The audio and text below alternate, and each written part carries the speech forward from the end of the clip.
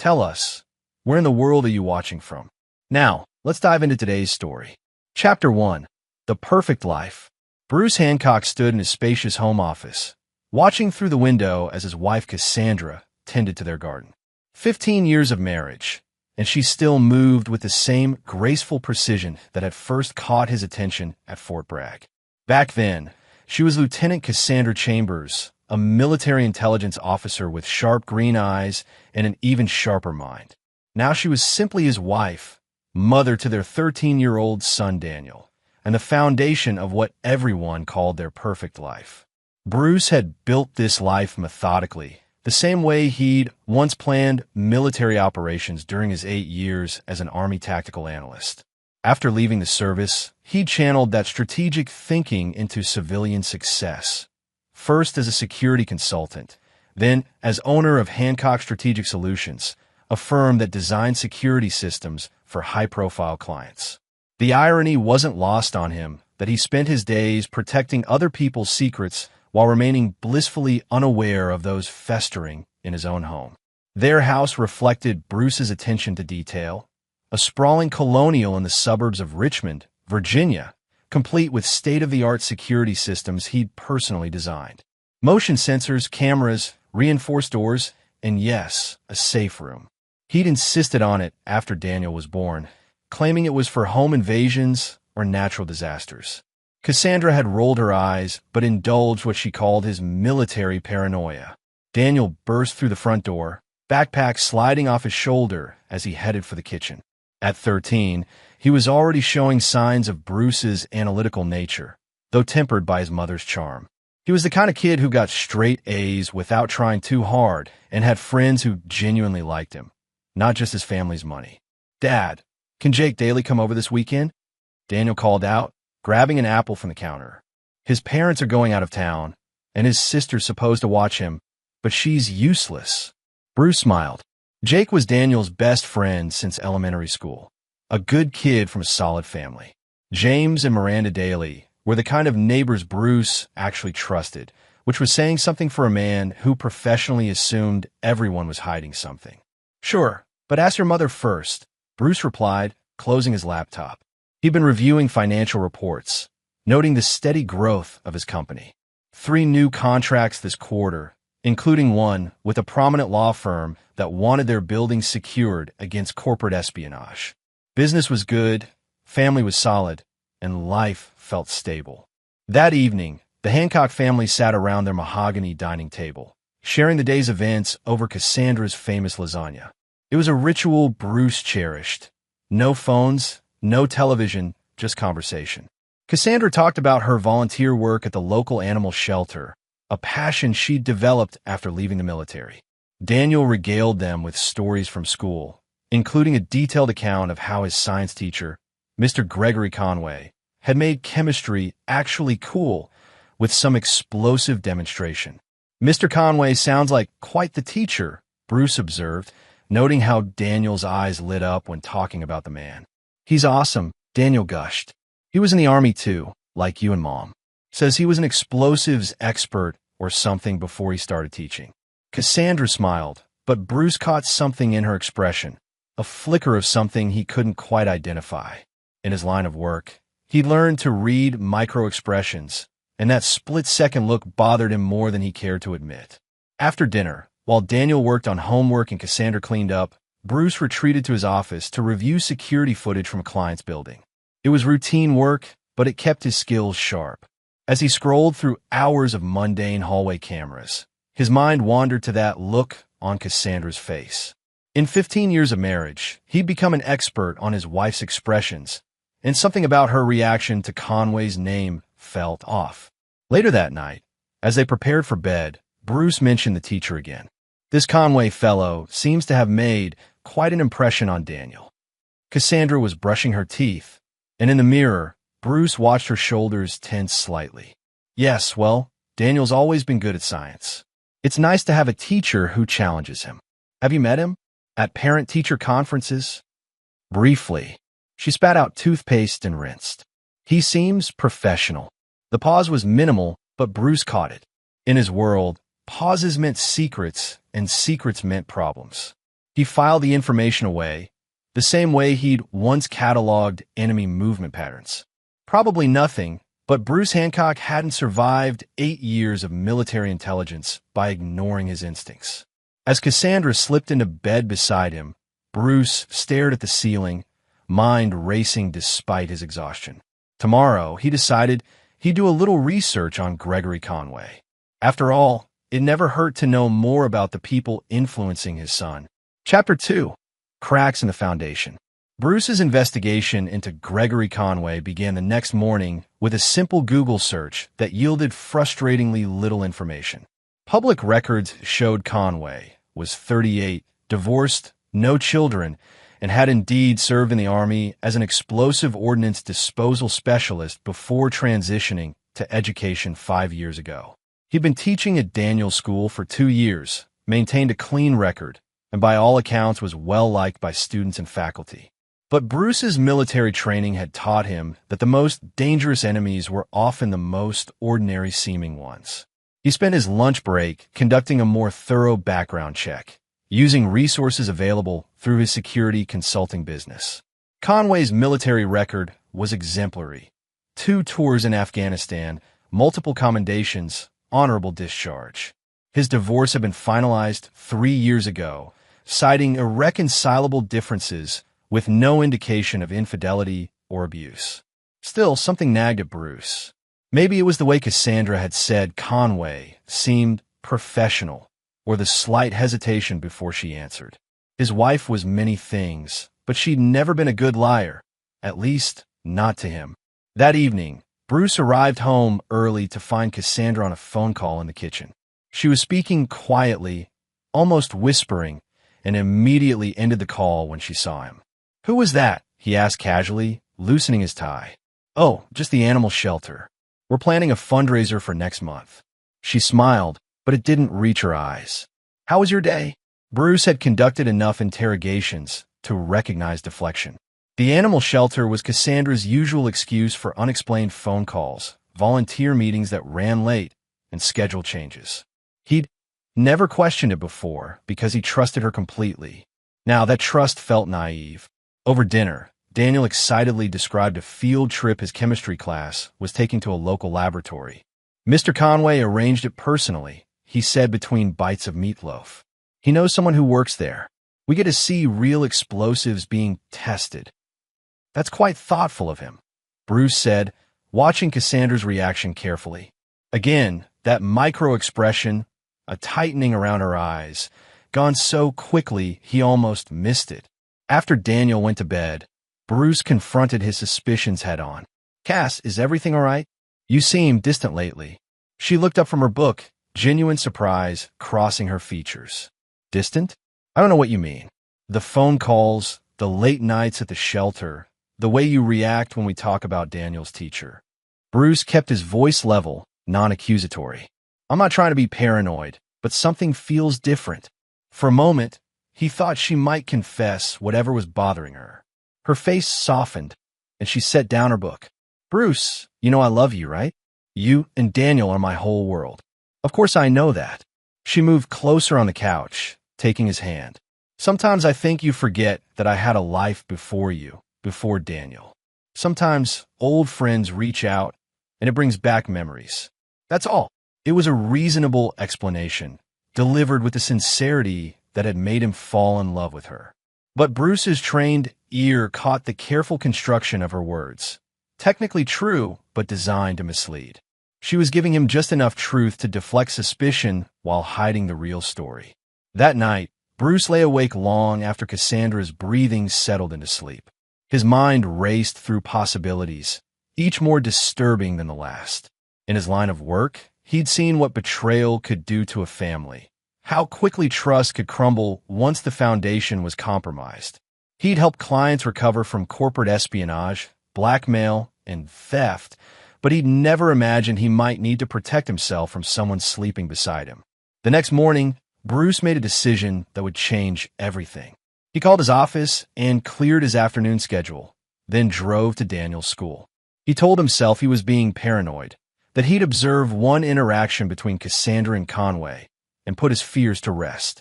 He parked across the street from the school at dismissal time, watching as students poured out of the building.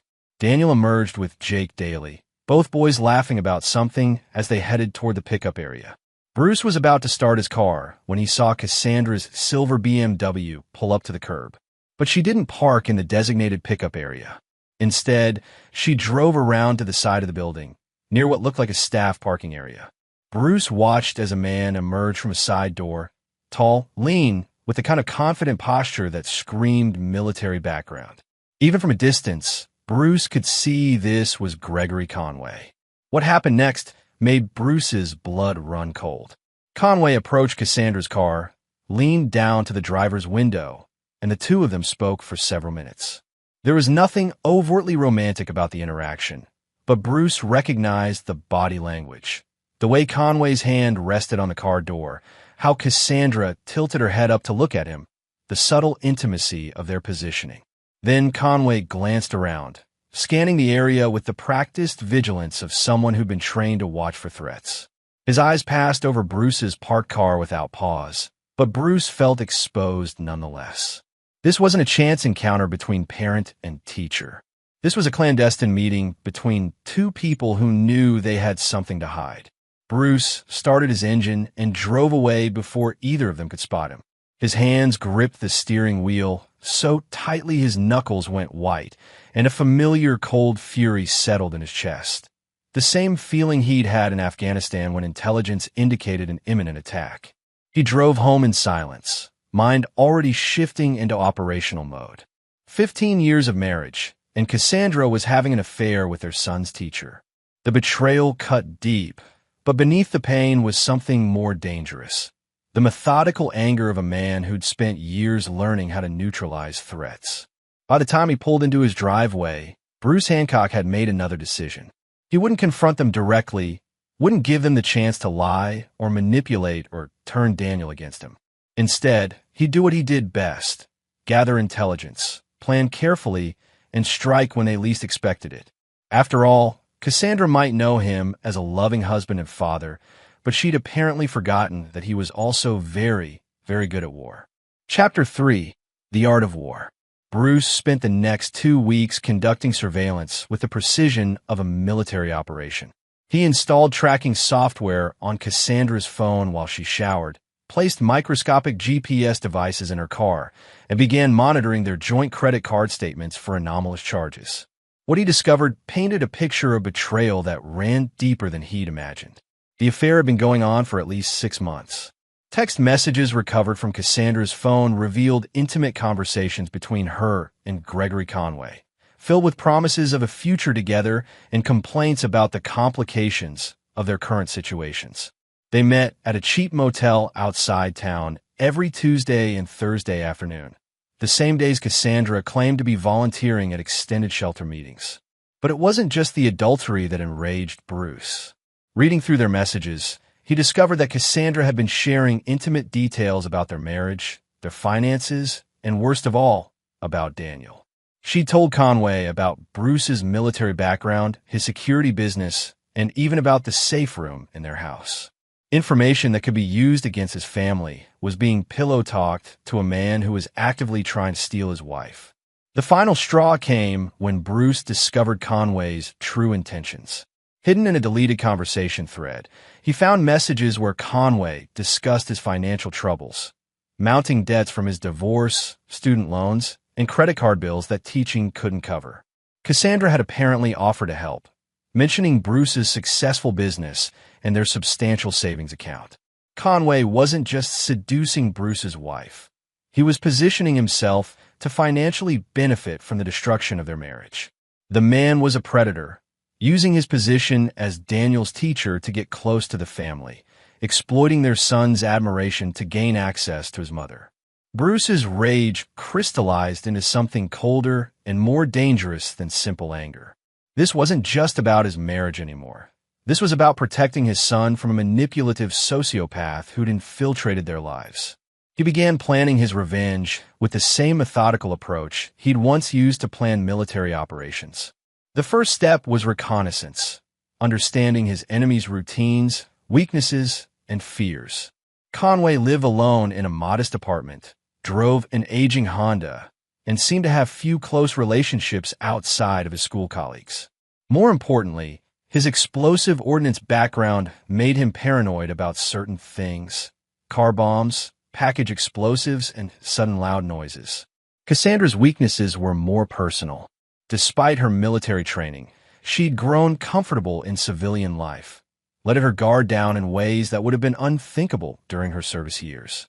She trusted their home security system implicitly because Bruce had designed it, never considering that he could use it against her. The second step was psychological warfare. Bruce began making subtle changes to their daily routines, designed to increase stress and paranoia without being obvious. He adjusted the home's temperature controls to make certain rooms uncomfortably hot or cold. He programmed lights to flicker occasionally, just enough to be noticed but not enough to seem broken. He moved small items: Cassandra's coffee mug, her favorite pen, her reading glasses, creating a sense of unease without an obvious cause. Meanwhile, he started dropping comments about infidelity in casual conversation. Stories about clients whose marriages had ended badly, news articles about adultery, observations about how you never really know someone. Nothing direct, nothing accusatory, but enough to plant seeds of guilt and fear. The psychological pressure began taking its toll. Cassandra became increasingly nervous, jumping at unexpected sounds and checking her phone obsessively. She started having trouble sleeping, which Bruce knew because he monitored their bedroom with motion sensors he'd secretly installed. Conway, too, showed signs of stress. Bruce had begun following him occasionally, always staying far enough back to avoid detection, but close enough to be felt as a presence. He knew from experience that trained soldiers could sense when they were being watched, and Conway's military background made him susceptible to this kind of psychological pressure. After 3 weeks of careful preparation, Bruce was ready to implement the most crucial phase of his plan. He spent an entire weekend alone while Cassandra took Daniel to visit her parents, using the time to modify their home security system in ways that would give him complete control over their environment. He installed additional cameras in hidden locations, programmed new sequences into the lighting and temperature controls, and most importantly, modified the safe room he'd built years earlier. What had once been designed for protection would now serve a very different purpose. On Sunday evening, as Cassandra and Daniel returned from their trip, Bruce greeted them with genuine warmth. To his wife, he probably seemed like his normal self, perhaps even more affectionate than usual. But Bruce was already deep in operational mode, seeing his family home as a battlefield and everyone in it as either assets or targets. "How was the drive back?" he asked, hugging Daniel and kissing Cassandra's cheek. "Long," she sighed, dropping her purse on the kitchen counter.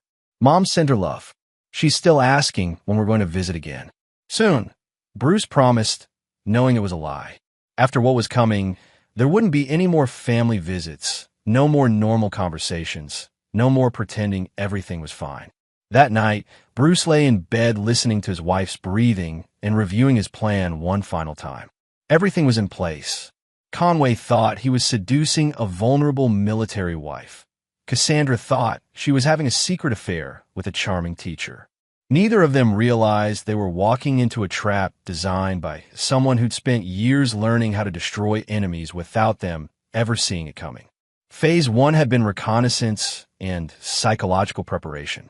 Phase 2 would be active manipulation, using their own guilt, fear, and desires against them. And Phase 3 would be justice, delivered with the cold precision of a man who'd never learned to forgive betrayal. Bruce closed his eyes and smiled in the darkness. Tomorrow, he'd begin teaching his wife and her lover a lesson about the consequences of underestimating Bruce Hancock. Chapter 4. The Hunter Becomes the Hunted. Bruce's campaign of psychological warfare intensified over the following weeks with surgical precision. He began by exploiting Conway's military background and inherent paranoia. Using resources from his security consulting business, Bruce arranged for Conway to receive anonymous packages at school, empty boxes with no return address, delivered at irregular intervals. To anyone else, they might seem like harmless pranks, but to someone with explosive ordnance training, unexplained packages were potential bombs. The effect was immediate. Conway began arriving at school earlier and leaving later, scanning the parking lot nervously before approaching his car. He started eating lunch in his classroom instead of the faculty lounge, avoiding crowded areas where a package might be waiting. Bruce monitored these changes through carefully placed surveillance, watching his target's confidence erode day by day. Meanwhile, he escalated the psychological pressure on Cassandra through their home environment. The security system he designed now worked against her, creating an atmosphere of subtle menace. Motion sensors triggered false alarms in empty rooms. Door locks engaged and disengaged randomly throughout the night. The temperature fluctuated wildly, making certain areas of the house uncomfortable at unpredictable times. "I think we need to have the house looked at," Cassandra mentioned one morning over coffee, dark circles under her eyes indicating another sleepless night. "Things keep malfunctioning." "Really? I haven't noticed anything," Bruce replied innocently, sipping his coffee. "What kind of malfunctions?" She described the various incidents. Lights flickering, locks acting strangely, temperature changes, while Bruce listened with feigned concern. "I'll have our technician come out this week," he promised, knowing full well that he controlled every system she'd mentioned. The real masterstroke came when Bruce discovered that Conway had a younger sister, Sue Cooley, who lived in North Carolina with her husband and 2 young children. Public records showed she was a social worker with no criminal background, an innocent woman whose only crime was being related to the man trying to destroy Bruce's family. Bruce didn't plan to hurt Sue, but he could certainly use her to increase Conway's paranoia. He began sending anonymous letters to Conway's apartment, typed messages that mentioned details about Sue's family that only careful surveillance could have revealed: her children's names, her husband's workplace, their home address. The letters contained no threats, just demonstrated knowledge, which was often more terrifying than explicit danger. "I know about Sue," read one letter. "I know where she works. I know where your nephew goes to school." The psychological effect was devastating. Conway, already on edge from the mysterious packages at work, now believed someone was targeting his entire family. He began making frantic phone calls to his sister, urging her to be careful, to watch for strangers, to consider taking a vacation. Sue, confused and frightened, called the local police, who found no evidence of any actual threat. Bruce monitored Conway's growing desperation through intercepted phone calls and text messages. The man was unraveling, jumping at shadows, constantly looking over his shoulder. His work performance began to suffer as paranoia consumed his daily life. But Bruce's most devastating weapon was still to come. After weeks of careful preparation, he was ready to turn Conway and Cassandra against each other. Using his access to Cassandra's phone, Bruce began sending anonymous text messages to Conway, claiming to be a concerned friend who discovered that Cassandra was playing him. The messages suggested that Bruce was growing suspicious and that Cassandra was planning to end the affair to protect herself. "She's going to throw you under the bus," read one message. "Save yourself before she destroys you." Simultaneously, Bruce sent similar messages to Cassandra, claiming Conway was getting reckless and might expose their affair to save his own skin. The seeds of mutual distrust began to sprout immediately. Their next motel meeting, which Bruce observed from a distance, was tense and accusatory. Instead of their usual passionate encounter, Conway and Cassandra spent their time arguing, each accusing the other of compromising their secret. Their text messages afterward were filled with recriminations and suspicion. The psychological pressure was taking its toll on both of them, but Bruce wasn't finished. He'd learned patience during his military years, understanding that the most effective attacks were those that allowed the enemy to destroy themselves. The turning point came when Daniel innocently mentioned that Mr. Conway seemed stressed out lately. "He's been kind of jumpy in class," Daniel observed during dinner. "Jake thinks maybe he's sick or something." "Stress can affect people in different ways," Bruce replied thoughtfully. "Sometimes when people are hiding something, the guilt and worry make them act strangely." Cassandra's fork clattered against her plate. What do you mean? Oh, nothing specific. I was just thinking about human psychology. When someone's living a lie, their behavior changes. They become paranoid, defensive, prone to making mistakes. Bruce met his wife's eyes across the table. Fortunately, we don't have those kinds of secrets in our family. The look of terror that flashed across Cassandra's face was worth months of planning. She knew he knew, or at least suspected, but she couldn't be sure how much or what he planned to do about it. That night, Bruce implemented the final phase of his psychological campaign. Using the modified security system, he triggered every sensor in the house simultaneously at 3 a.m., flooding their bedroom with flashing lights and deafening alarms. As Cassandra bolted upright in bed, disoriented and terrified, Bruce calmly reached for his phone. "Must be a system malfunction," he said, pretending to check the security app. "I'll reset it." But the damage was done. Cassandra spent the rest of the night awake, staring at the ceiling, jumping at every small sound. The woman who'd once been confident enough to betray her husband was now afraid to sleep in her own bed. By morning, Bruce could see the toll his campaign was taking. Both Cassandra and Conway were exhausted, paranoid, and turning against each other. They were exactly where he wanted them, isolated, desperate, and completely unprepared for what was coming next. Because the psychological warfare had only been the appetizer.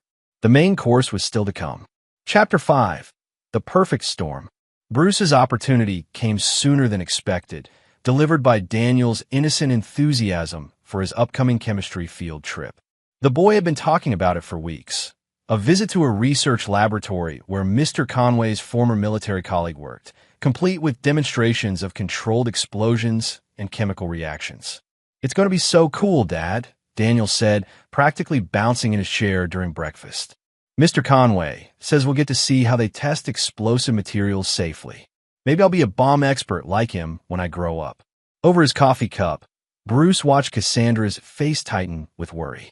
She'd been increasingly anxious about Daniel's admiration for Conway, probably fearing what might happen if their affair was discovered, and her son learned his hero was the man who destroyed their family. "That does sound educational," Bruce replied carefully. "When is this field trip again?" "Next Friday. We leave right after school and won't be back until evening." Daniel grabbed his backpack, already late for his ride with Jake Daly. "Oh, and Mr. Conway said parent chaperones can come if they want. Mom, you should totally come with us." The color drained from Cassandra's face. I'm not sure I can get the day off from the shelter." "That's too bad," Bruce said mildly. "I'd love to meet this Mr. Conway properly. Maybe I should volunteer to chaperone instead." The panic in Cassandra's eyes was unmistakable. The thought of Bruce and Conway in the same space, especially somewhere involving explosives, clearly terrified her. "No," she said quickly, then forced a smile. I'm sure I can rearrange my schedule." It sounds like a wonderful opportunity for Daniel. After Daniel left for school, Bruce made his move. "Actually, Cass, I've been thinking we should both chaperone. Make it a family outing." "Bruce, that's not necessary. I insist." His tone was pleasant but firm. "Daniel's growing up so fast, and I want to be more involved in his school activities. Plus, I'm curious about these explosive demonstrations." "Professional interest, you understand." Cassandra agreed with obvious reluctance, but Bruce could see her mind racing, probably trying to figure out how to warn Conway without seeming suspicious. What she didn't realize was that Bruce had already considered this possibility and had plans in motion to handle it. That afternoon, Bruce called the school and spoke with the principal, identifying himself as a parent interested in chaperoning the field trip. During the conversation, he casually mentioned his military background and security expertise, suggesting he might be helpful in a facility dealing with explosive materials. "Oh, Mr. Conway did mention he was hoping to get another military veteran as a chaperone," the principal replied. "He seemed to think having someone with your background would be valuable for the students. Let me have him call you directly to coordinate." Bruce smiled as he hung up. Conway would have no choice but to call him, creating the first direct contact between them. It was time to let his target know he was being hunted. The call came that evening while Bruce was in his office. Conway's voice was professional but tense. Mr. Hancock? This is Gregory Conway, Daniel's chemistry teacher. I understand you're interested in chaperoning our field trip? That's right, Bruce replied, keeping his tone friendly. Daniel's told us so much about you. You've made quite an impression on him. He's a bright kid, really talented. There was a pause. I have to ask, did the principal mention that we'll be working around explosive materials?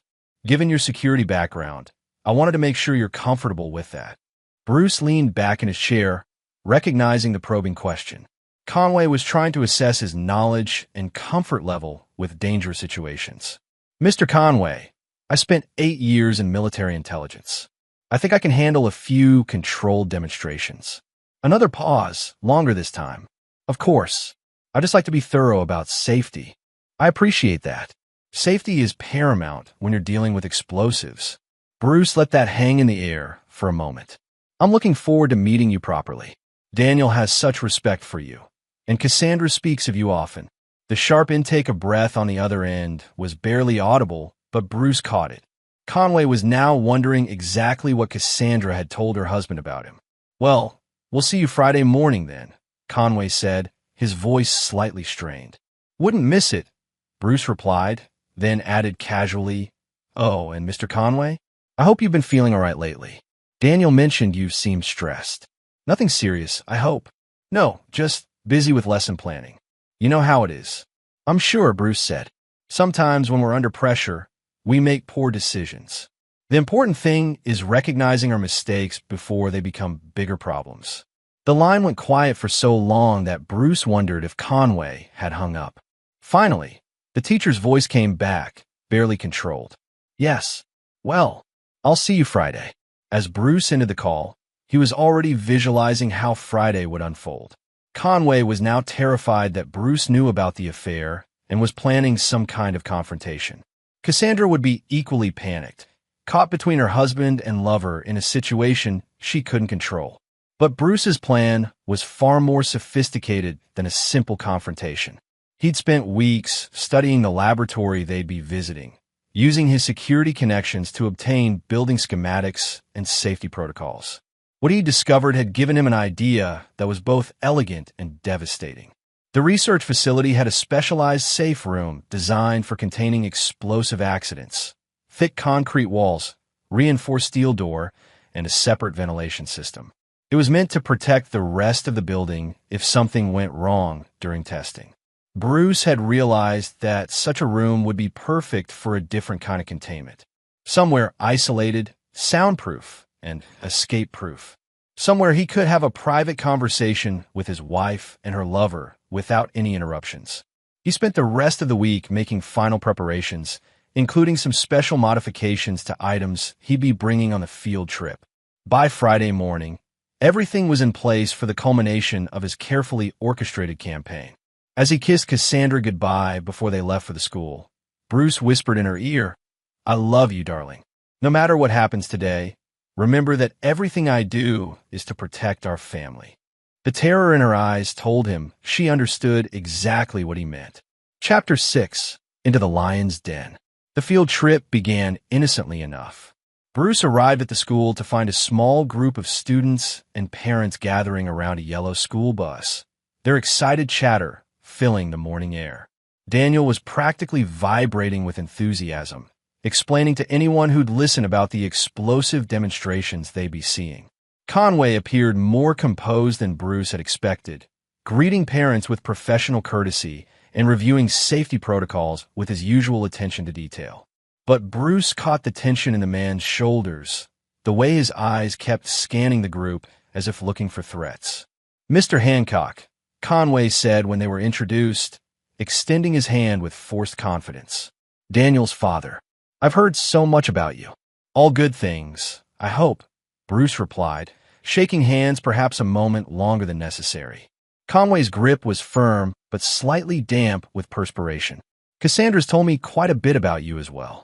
Cassandra, standing nearby with the other parents, went pale at the exchange. She'd been quiet all morning, claiming a headache, but Bruce knew her real discomfort came from being trapped between the two men with nowhere to run. The drive to the laboratory took 40 minutes, during which Bruce sat near the front of the bus, occasionally chatting with other parents while keeping Conway in his peripheral vision. The teacher spent most of the trip reviewing safety procedures with the students, but Bruce noticed how his voice carried a slight tremor whenever Daniel asked questions about explosive materials. The Meridian Research Laboratory was an impressive facility, a sprawling complex of modern buildings surrounded by high-security fences and warning signs about hazardous materials. Dr. Patricia Ellis, Conway's former colleague, met them at the Visitors Center with the kind of enthusiasm that suggested she didn't get many opportunities to show off her work to interested audiences. "Welcome to Meridian," she announced to the group. "Today you'll see how we safely test explosive materials for military and civilian applications. Mr. Conway has assured me you're all mature enough to handle this responsibility." The tour began in a classroom where Dr. Ellis explained the science behind controlled explosions, showing slides and videos of various tests. The students were fascinated, asking intelligent questions that made it clear Conway was indeed an excellent teacher. Under different circumstances, Bruce might have genuinely liked the man. As they moved through the facility, Bruce noted the security cameras, emergency exits, and safety protocols with professional interest. But his real attention was on the building's layout, particularly the location of the specialized containment room Dr. Ellis mentioned during her safety briefing. "In the unlikely event of an accident," she explained, "we have a blast-resistant safe room designed to contain any explosive mishaps. It's built to military specifications. Reinforced concrete walls, steel-lined doors, independent air supply. Nothing gets in or out unless we want it to." Bruce caught Cassandra's eye and saw his own dark thoughts reflected in her expression. She was beginning to understand that he'd brought them here for a reason. The demonstration took place in a controlled testing chamber where Dr. Ellis and Conway showed the students how small amounts of explosive material could be safely detonated and analyzed. Daniel was enthralled, asking technical questions that impressed even the professional researchers. As the group prepared to move to the next section of the tour, Bruce made his move. He approached Dr. Ellis with a concerned expression. "Excuse me, doctor. I'm wondering if I could have a private word with you about some security concerns." "Security concerns?" Bruce lowered his voice, glancing meaningfully at the other parents and students. "I run a security consulting firm, and I've noticed some potential vulnerabilities in your perimeter systems. Nothing urgent, but perhaps we could discuss it privately? I'd hate for anything to compromise such important work." Dr. Ellis looked intrigued and slightly worried. As a researcher dealing with explosive materials, security was always a concern. "Of course. Let me have my assistant continue the tour while we talk." "Perfect." Bruce turned to the group with an apologetic smile. "Dr. Ellis and I need to discuss some technical matters. Why don't you continue with the tour? We'll catch up shortly." Conway looked suspicious, but couldn't object without seeming unprofessional. Cassandra started to say something, but Bruce cut her off with a meaningful look. "Actually, Mr. Conway, perhaps you and Cassandra could join us," Bruce suggested. "Given your military background, your perspective on security matters would be valuable. And Cassandra's intelligence experience might be helpful too." Conway's face went white. The suggestion was reasonable on the surface, but the way Bruce had phrased it, emphasizing their military backgrounds while separating them from the group, clearly had sinister implications. "I should stay with the students," Conway protested weakly. "Nonsense," Dr. Ellis interjected. "My assistant can handle the group for a few minutes. Your expertise would indeed be valuable." Bruce smiled. "Excellent. Why don't we use that secure room you mentioned? We wouldn't want to be overheard discussing security vulnerabilities." The trap was closing, and there was nothing Conway or Cassandra could do to escape it without creating a scene that would endanger their reputations and Daniel's safety. They followed Dr. Ellis and Bruce down a corridor toward the containment room, each step taking them further from help and deeper into Bruce's carefully constructed web. As they approached the reinforced door of the safe room, Bruce felt the familiar calm that had always settled over him before military operations. Everything was proceeding exactly as planned. His enemies were walking willingly into the perfect killing ground, isolated, soundproof, and escape-proof. Dr. Ellis input her security code, and the massive door swung open, revealing a room that looked more like a bunker than a laboratory. Thick concrete walls, no windows, a single entrance, and air circulation systems that could be controlled from the outside. "After you," Bruce said pleasantly, gesturing for Conway and Cassandra to enter first. As they stepped across the threshold, he knew there was no turning back. The next few minutes would determine whether Bruce Hancock was the kind of man who could forgive betrayal or the kind who made his enemies pay for their mistakes in blood. The door closed behind them with a soft but final click. Chapter 7. Truth and Consequences. My wife shoved me and our son into the hidden safe room. "Stay here.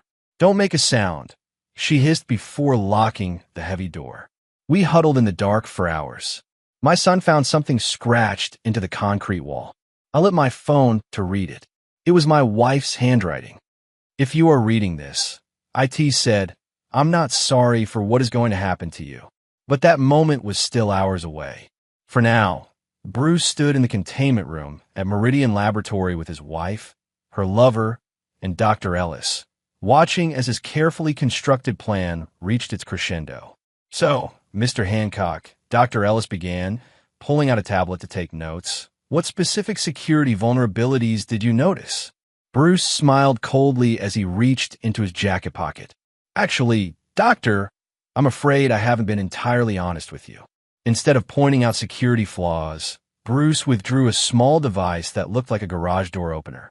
Dr. Ellis's confusion was evident, but Conway recognized it immediately, his military training screaming warnings about improvised explosive devices. "Bruce, what are you doing?" Cassandra whispered, instinctively stepping closer to Conway. "I'm solving a problem," Bruce replied calmly. He held up the device. "This is a signal jammer, military grade. As of right now, no radio frequencies can get in or out of this room. Your cell phones won't work, your emergency beacons are useless, and the door control system has been temporarily disabled." Dr. Ellis reached for her phone, confirming Bruce's words as she found no signal. "I don't understand. What's going on here?" "Dr. Ellis, I apologize for involving you in this, but I needed a controlled environment for a very important conversation." Bruce's voice remained conversational, but his eyes were ice cold. "You see, my wife Cassandra and Mr. Conway have been having an affair for the past 6 months. They've been meeting at the Riverside Motel every Tuesday and Thursday, while she was supposedly volunteering at the animal shelter." The silence that followed was deafening. Conway's face went ashen, while Cassandra looked like she might collapse. Dr. Ellis backed toward the door, clearly wanting to escape whatever was about to unfold. "Bruce, please," Cassandra started, but he cut her off with a raised hand. "I've read your text messages, Cassandra. I know about your plans to help Gregory with his financial problems using our joint savings account. I know you've shared intimate details about our marriage, our home security, and our son." His voice remained steady, but the fury beneath was unmistakable. "What I want to know is how long you thought you could continue this betrayal before I found out." Conway finally found his voice. "Look, Mr. Hancock, I know how this looks, but what, Gregory?" Bruce interrupted. "But you thought you could seduce my wife, manipulate my son's admiration for you, and eventually destroy my family without consequences? Did you really believe your military training made you clever enough to outmaneuver me?" Bruce began pacing the small room like a caged predator. "For weeks, I've been watching you both deteriorate under pressure. The mysterious packages, the anonymous messages, the psychological campaign designed to make you paranoid and turn against each other. You never suspected that every moment of fear, every sleepless night, every paranoid thought was carefully orchestrated by me." Dr. Ellis had gone completely still, recognizing that she was witnessing something far more dangerous than a simple confrontation. "Mr. Hancock, perhaps we should involve law enforcement." "No," Bruce said firmly. "This is a family matter that requires a family solution." He reached into his other pocket and withdrew what looked like a small remote control. "This device controls the room's ventilation system." "Dr. Ellis, you mentioned this room has an independent air supply, correct?" "Yes, but and the air circulation can be controlled remotely?" Dr. Ellis nodded reluctantly, beginning to understand the implications. Gregory, with your explosive ordnance background, you'll appreciate the elegance of this solution, Bruce continued. I've introduced a small canister of concentrated nitrogen into the ventilation intake.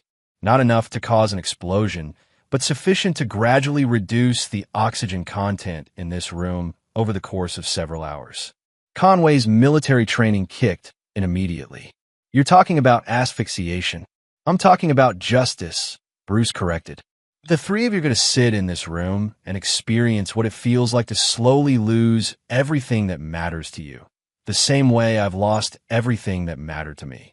Cassandra was crying now, mascara running down her cheeks. Bruce, please think about Daniel. Whatever happens to us, he needs his mother. Daniel needs parents he can trust, Bruce replied without sympathy. Parents who don't lie to him, who don't betray their family security for sexual gratification. Dr. Ellis, who had been frantically examining the door controls, looked up with growing panic. The electronic locks aren't responding. Even if I had my key card, the system's been overridden. 2 hours, Bruce announced, checking his watch. That's how long the nitrogen will take to reduce oxygen levels to dangerous levels. Plenty of time for you to explain to each other how your selfishness has led to this moment. He moved toward the door, which, despite Dr. Ellis's attempts, remained firmly sealed. But Bruce knew exactly how to open it. After all, he'd spent considerable time studying the facility security systems. Where are you going? Conway demanded, finally showing some courage. Back to the tour. My son is expecting me, and I wouldn't want to disappoint him. Bruce paused at the door. Don't worry about Daniel, by the way. After you're gone, I'll raise him to understand the importance of loyalty and the consequences of betrayal. He'll grow up knowing that his mother died because she chose to destroy her family. As Bruce manipulated the hidden override controls he discovered during his reconnaissance, the door began to open. Behind him, he could hear Cassandra screaming his name, Conway shouting threats, and Dr. Ellis pleading for reason. But Bruce Hancock had moved beyond reason. He'd crossed a line that separated the civilized world from the brutal logic of absolute justice. In his mind, he wasn't committing murder. He was performing an execution. The door sealed behind him with a soft hiss, leaving 3 people trapped in an increasingly dangerous environment while he walked calmly back to rejoin his son's field trip. After all, he had promised Daniel they'd see some explosive demonstrations today. Chapter 8, The Reckoning. Bruce rejoined the tour group with perfect composure, his expression showing nothing but mild interest as Dr. Ellis's assistant demonstrated various testing procedures. Daniel immediately bounded over to him, eyes bright with excitement. Dad, where were you? We just saw them test a small charge that could blow up a car engine. Daniel's enthusiasm was infectious, and several other students gathered around as he recounted the demonstration. Security consultation with Dr. Ellis, Bruce replied smoothly. Very interesting facility. Where's your mother? Still talking with Dr. Ellis and Mr. Conway, I think. They've been gone a while. Daniel shrugged, already distracted by the next demonstration. Bruce nodded, checking his watch. 15 minutes had passed since he'd sealed the containment room. By now, his trapped victims will be starting to feel the effects of reduced oxygen, slight dizziness, perhaps some difficulty concentrating. They'd have plenty of time to contemplate their situation before things became truly desperate. The tour continued for another hour, during which Bruce played the role of interested parent perfectly. He asked intelligent questions about safety protocols, complimented the facility's security measures, and showed appropriate concern when Dr. Ellis failed to return from her consultation. I should probably check on my wife and Dr. Ellis, he told the assistant tour guide. They've been discussing security matters for quite a while. Of course, Mr. Hancock. The containment room is down that corridor, 3rd door on the right. Bruce made his way back to the sealed room, noting with satisfaction that the facility's security cameras had been discreetly disabled by a small electromagnetic pulse device he'd activated earlier. There would be no record of his movements in this section of the building. He stood outside the containment room for a moment, listening. Through the thick walls, he could hear muffled voices, urgent, panicked conversations punctuated by what sounded like someone pounding on the door. The oxygen depletion would be noticeable now, causing anxiety and shortness of breath. Bruce input the override code and cracked the door open just enough to speak through the gap. "How are we feeling in there?" he asked conversationally. "Bruce, please." Cassandra's voice was strained. "Dr. Ellis has nothing to do with this. Let her go." "Dr. Ellis has everything to do with this," Bruce replied calmly. "She's a witness to your confession. And more importantly, she's experiencing the same helplessness that I felt when I discovered my wife was betraying our family." Conway's voice came next, hoarse with emotion. "I'll end it, okay? I'll transfer to another school, move away. Just let us out." "Gregory, you still don't understand. This isn't about ending the affair. It's about consequences. Actions have repercussions, and those repercussions shouldn't be negotiable." Bruce checked his watch again. Another 30 minutes, and the oxygen levels would drop to genuinely dangerous levels. Time for the next phase of his plan. "I'm going to give you a choice," he announced. "In exactly 1 hour, I'll open this door. But only one of you will be allowed to leave. The other two will remain here to face the full consequences of their actions." The silence that followed was broken by Dr. Ellis's voice. "Mr. Hancock, I'm begging you. I have a daughter. She's only 8 years old. And I have a son who's 13, Bruce replied without emotion. "A son who's been unknowingly manipulated by a man he trusted, while his mother destroyed his family behind his back." "I'll stay," Conway said suddenly. "Let Dr. Ellis and Cassandra go. I'll take full responsibility." "How noble," Bruce observed. "But responsibility isn't the same as consequence. Besides, Cassandra needs to understand what betrayal costs." He could hear urgent whispering inside the room. The 3 prisoners trying to formulate some kind of plan. But Bruce had considered every possibility. The room was escape-proof, the ventilation system was under his control, and the facility's security would assume Dr. Ellis was still conducting her consultation. Bruce returned to the tour group, where Daniel was becoming slightly worried about his mother's absence. "Where's Mom?" Daniel asked. "And why is Mr. Conway taking so long with the security stuff?" "They're handling some very important matters," Bruce assured him. "Sometimes adult conversations take longer than expected." But Bruce could see doubt creeping into his son's expression. Daniel was intelligent enough to sense that something wasn't right, even if he couldn't articulate exactly what. The tour concluded with a final demonstration in the main testing chamber, after which the students were scheduled to return to school. As the group gathered their belongings, Bruce made his announcement. "I'm afraid there's been a slight complication," he told the assistant tour guide. "Dr. Ellis, my wife, and Mr. Conway are still deep in discussion about some security concerns. Would it be possible for the group to return to school while I wait for them to finish?" The assistant looked uncertain. "I suppose that would be okay. But are you sure they'll be much longer?" "I'm confident they'll be finished very soon," Bruce replied.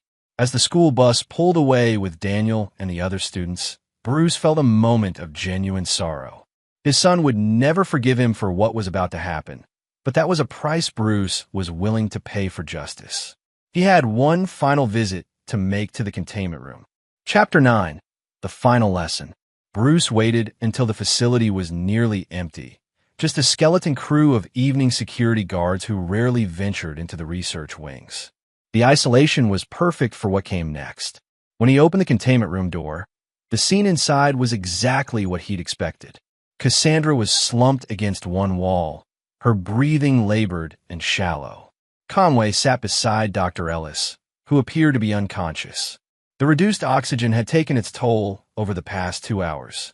"Time's up," Bruce announced, stepping into the room with a small oxygen tank he'd retrieved from an emergency supply closet. Conway looked up with glassy eyes. "Please, Dr. Ellis, she needs medical attention."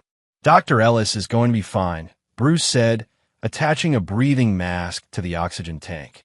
"But first, we're going to have a conversation about consequences." He administered oxygen to Dr. Ellis first, watching as her color improved and her breathing stabilized. She was an innocent victim in this, and Bruce had no intention of letting her die for his wife's crimes. "Here's what's going to happen," Bruce explained as Dr. Ellis regained consciousness. "Dr. Ellis, You're going to walk out of here and tell security that there was a brief malfunction with the ventilation system, but everyone is fine.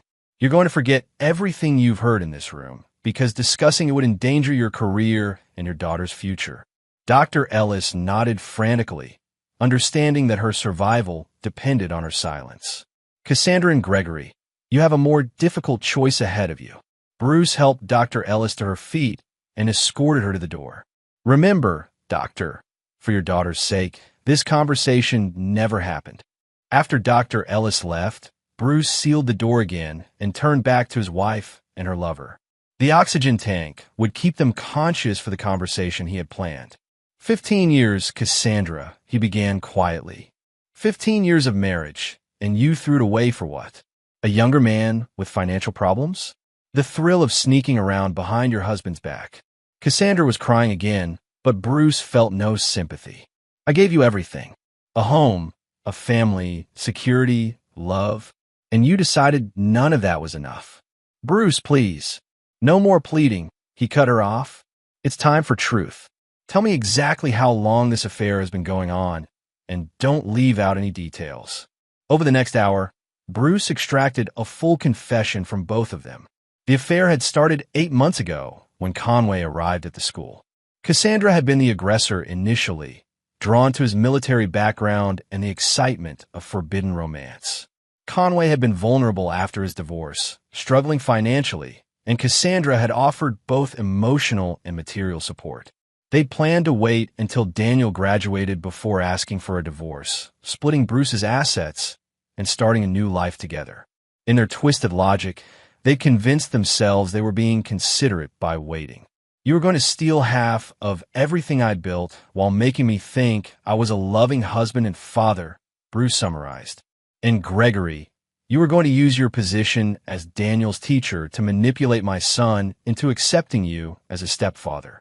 It wasn't like that, Conway protested weakly. It was exactly like that, Bruce replied. You both calculated that I was weak enough, trusting enough, and stupid enough to be used and discarded when it suited your purposes. Bruce stood up and moved toward the ventilation controls. You were wrong about one thing, though. I'm not weak, and I don't forgive betrayal. What are you going to do? Cassandra whispered. I'm going to teach you the same lesson I learned in Afghanistan, Bruce replied. Sometimes the only way to stop an enemy is to destroy them completely. He began adjusting the ventilation system, but instead of introducing more nitrogen, he started pumping pure oxygen into the room. High oxygen concentration, he explained clinically. Extremely flammable. One spark, and this room becomes an incinerator. Conway, drawing on his explosive ordnance training, understood immediately. You're insane. I'm thorough, Bruce corrected. There's a small incendiary device attached to the ventilation system, set to activate in exactly 10 minutes. Enough time for me to reach my car and establish an alibi. But Bruce wasn't finished. This was where his planning reached its masterful culmination. However, I'm going to give you one final choice. Cassandra, there's an emergency override switch near the door. You can activate it and save Gregory's life, but doing so will trigger a different system, one that seals you in here permanently while he escapes. Cassandra looked at the switch, then at Conway, then back at Bruce. And if I don't activate it, then you both die together, just like you planned to live together. Bruce moved toward the door. Choose wisely, Cassandra. You have 9 minutes to decide whether your love is strong enough to die for, or if you're willing to kill the man you claim to love in order to save yourself. He sealed the door behind him and walked calmly toward the facility's exit. Behind him, he could hear muffled screaming and pounding, but the soundproof room contained all evidence of the final drama playing out inside. Bruce reached his car just as the first explosion echoed through the research complex. He sat in the driver's seat for a moment, watching emergency vehicles race toward the building, their sirens cutting through the evening air. His phone buzzed with a text message from Daniel. Dad, when are you and Mom coming home? I'm getting worried. Bruce started his engine and pulled out of the parking lot. By the time he reached home, the news would report a tragic accident at Meridian Laboratory, a malfunction in the containment room's ventilation system that led to an explosion. 2 casualties, both identified as victims of being in the wrong place at the wrong time. Daniel would grieve for his mother and his favorite teacher, never knowing that his father had orchestrated their deaths.